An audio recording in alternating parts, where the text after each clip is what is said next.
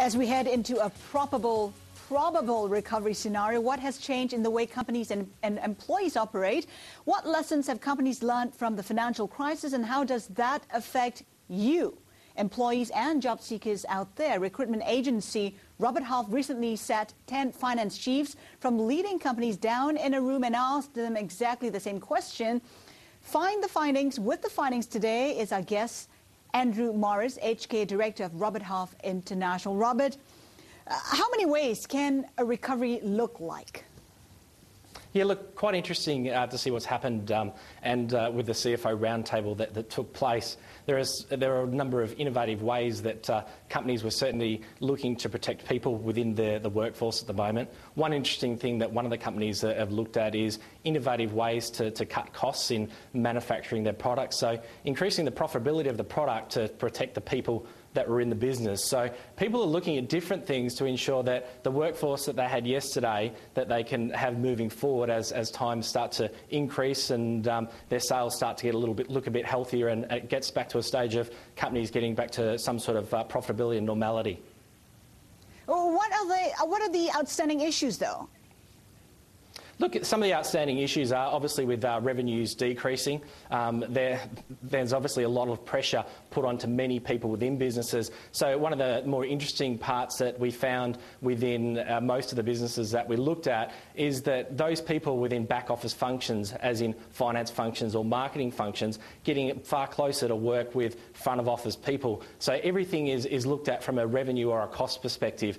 Every job is now accountable to making sure that they can add value through cost cutting or efficiencies or increasing revenues across all businesses. So those people within every business now are working far closer together than probably what they were 18 months ago. How about on the other side, from the perspective of a job seeker? I mean, what are the things we should be considering when looking for a new job?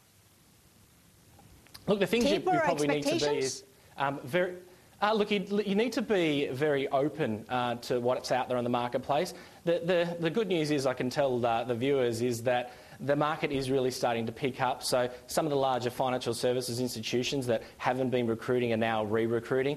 And the thing that people need to make sure is that they're very flexible in their approach. So the other thing that the market or we've seen recovery in is that the temporary and the contracting market has really taken off. So companies are looking for people who can come into their business, add value through process improvement roles or documentation roles, or the ability to add headcount into those positions that they don't have that expertise today. So people who are looking into finding a role now really need to show that they can add value to the bottom line and be a person that can add to the revenues of that company. So, Andrew, fair to say that retraining could be a good thing to be doing right now?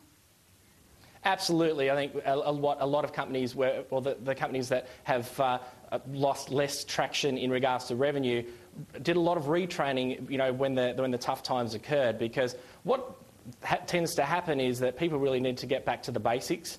And the people who can add value through business development skills, some of those skills are probably lost in an upturn because people don't need to have the skill in regard to building rapport and bringing and having the skill set of bringing new business into companies. Now, in this type of environment, people really need to be a hunter rather than a farmer.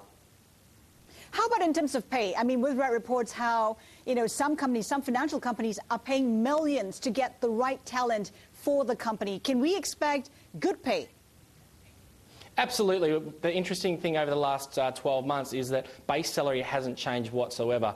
So we actually did a salary survey and found that as well as speaking to the CFOs at the round table, is that base salaries really have stayed stable.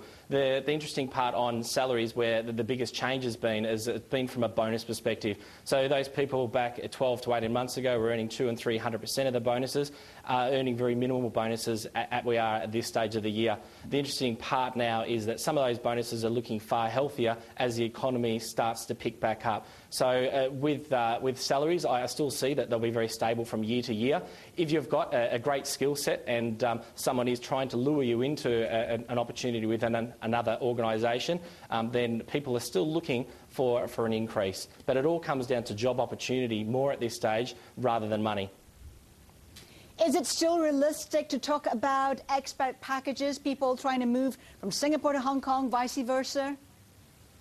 Yeah, but it's interesting speaking to the CFOs. What they've talked about is that there is still a high skill shortage from what we've seen in the market. So people are very, very difficult to find, even though there's a lot more people who are available. The other interesting part was that a lot of people that have gone to the PRC over the last 12 to 18 months are being lured back to Hong Kong for job opportunity and also financially. From a taxation purpose, they're better off here than what they are in the PRC. So there is still a bit of movement, but I think a lot of people now are looking at local talent rather than bringing talent in from abroad. Hey, Andrew, just one final question. I'm wondering, in terms of sectors, where should we be looking at? I mean, apart from the financial sector that's recruiting, who else is? Look, I think that there's pickups in most sectors, but the one that I can really only give due credit to is in the finance sector. In the finance sector, we're seeing an increase in audit, in risk and compliance, and those people in accounting who have a really strong F&P background are certainly looked at favourably as well. All right, Andrew Morris, Hong Kong Director of Robert Half International. Thank you so much for your insights. So, how many ways can a recovery look like? According to the swarms of analysts out there, well, there are many. They are, of course, your good old-fashioned V-shaped, U-shaped, and the increasingly popular W-shaped recoveries. Interestingly, we've never had an actual U-shaped recovery and only one W-shaped in history. In recent years, we've also started hearing about L-shaped recoveries or the triple U. And SocGen's Albert Edwards introduced the K-shaped recovery in a June report this year. And when letters fail, use symbols. How about the square root recovery? Or even better, the Riemann zeta function, which really just looks like a squiggle to us.